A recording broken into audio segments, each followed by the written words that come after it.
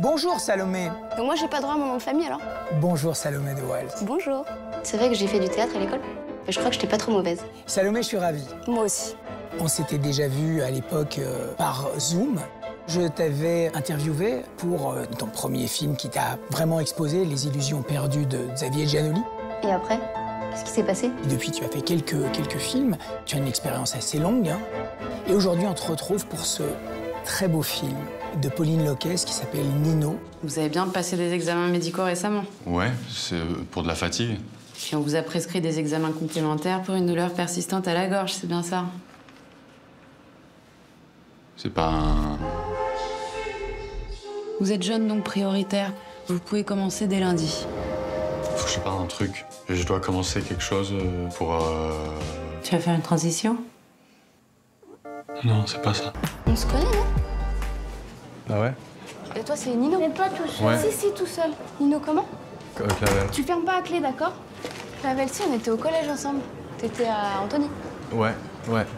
C'est un premier film très délicat, très ténu, avec un argument incroyable. Donc, Théo Pellegrin, qui est un jeune homme qui apprend qu'il est atteint d'un cancer de la gorge et qui a 2 missions à accomplir avant son traitement. Et c'est toute l'errance dans Paris jusqu'à ta rencontre avec lui. Bah Zoé Champenois, pardon, c'est mon nom.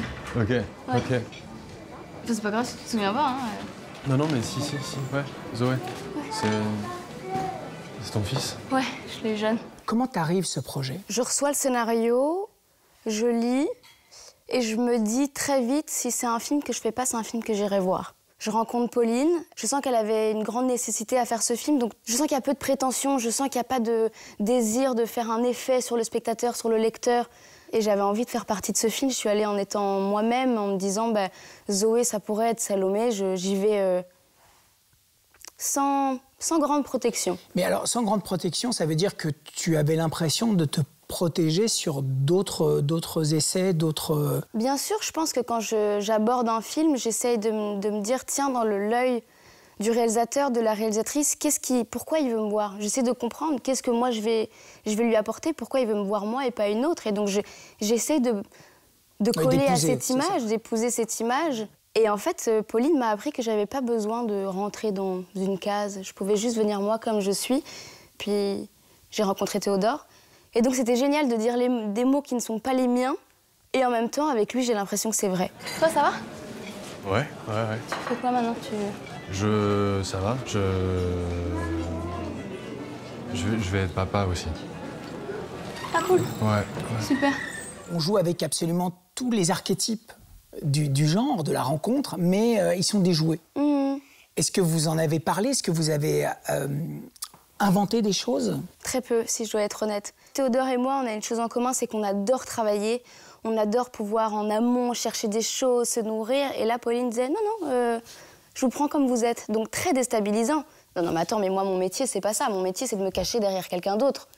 D'être moi-même, je suis pas sûre que je sais faire, je suis pas sûre que j'ai envie. Donc en fait, ça s'est passé très naturellement. On n'a pas ajouté beaucoup de choses. C'est juste, on a vécu face à la caméra. Et toi, tu fais quoi sinon? Oh, bah pas grand-chose, là, je suis entre 2 petits boulots. Ok. Vous voulez pas aller le voir? Oui. Je dois filer, mais... Bah c'était cool de te croiser, en tout cas. Ouais, carrément. Et tu veux pas des habits? Les habits? De bébé, j'en ai plein, je fais un vide-grenier dimanche, si tu veux passer. Ok. Ça évite d'acheter neuf, quoi. Ouais, ok. Place d'Aligre.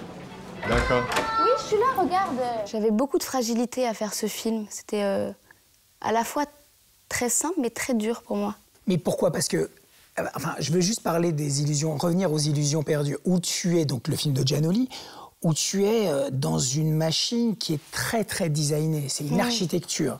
Après, je retournerai sur le boulevard, je montrerai mes cuisses. Je m'en moque. S'il faut, il faut. C'est pas ça, les choses graves. Ça, vous pouvez pas nous le prendre.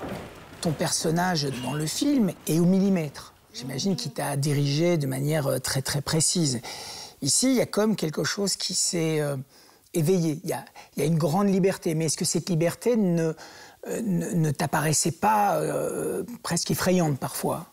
Je pense que la différence, c'est que j'ai grandi entre les deux. Le film de Xavier, si je dois être tout à fait honnête, j'avais un sentiment d'illégitimité.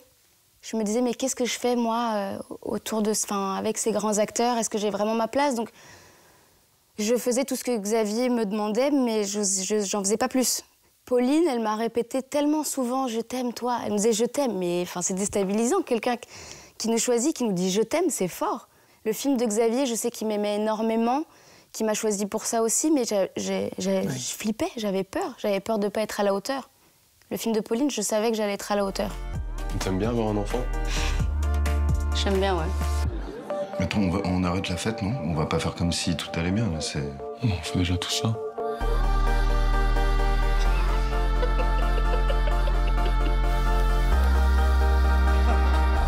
J'ai changé, moi, tu trouves?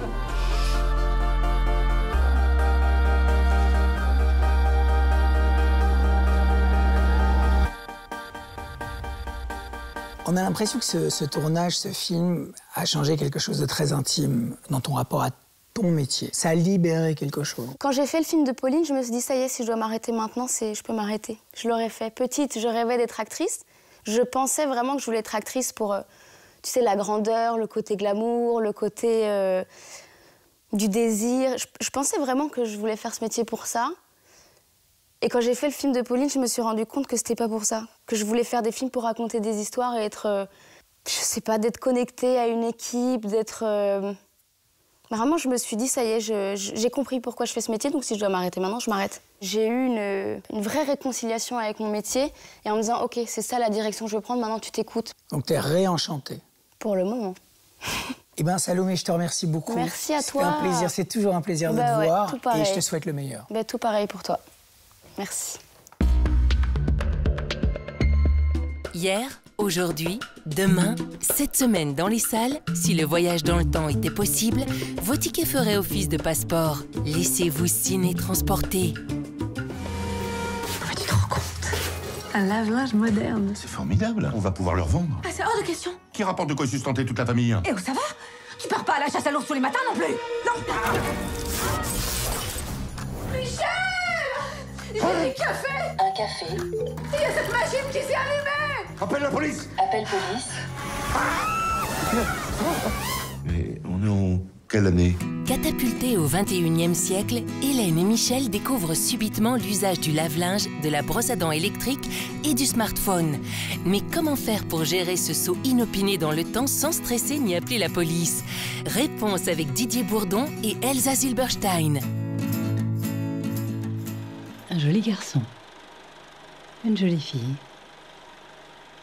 Paris, 1959. Du pur génie. Un tournage.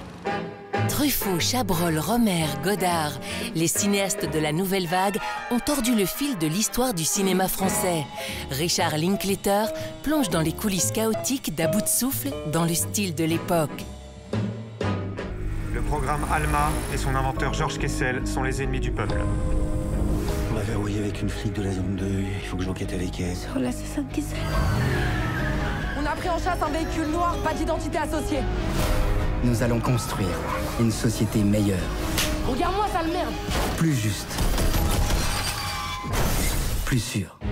Après Bac Nord et Novembre, Cédric Jimenez boucle sa trilogie autour des forces de police avec une enquête dystopique menée tambour battant à Paris. Sur le plateau, Gilles Lelouch, Adèle Exarchopoulos, Louis Garrel et Romain Duris.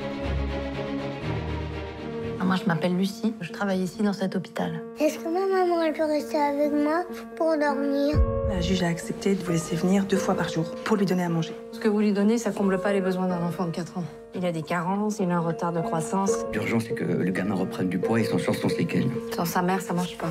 Il se laisse dépérir. Elle peut pas rester au service. Tu sais comment ça peut tourner. Après Un monde, qu'il avait révélé à Cannes en 2021, Laura Wandel signe cette fois un thriller social autour de la détresse d'une mère confrontée à la souffrance de son fils. Un séjour poignant à l'hôpital dans le quotidien éprouvant d'un service pédiatrique. Cette année encore, Le Festival du film de Gand rendra hommage à la musique de film et à ceux qui la composent avec la remise du World Soundtrack Award. Mais il fera aussi la part belle aux réalisateurs, réalisatrices de notre plat pays, à l'instar de Cato Custers, de Laura Wandel ou de Nicolas Gros, pour ne citer qu'eux. Rendez-vous du 8 au 19 octobre prochain. À la semaine prochaine!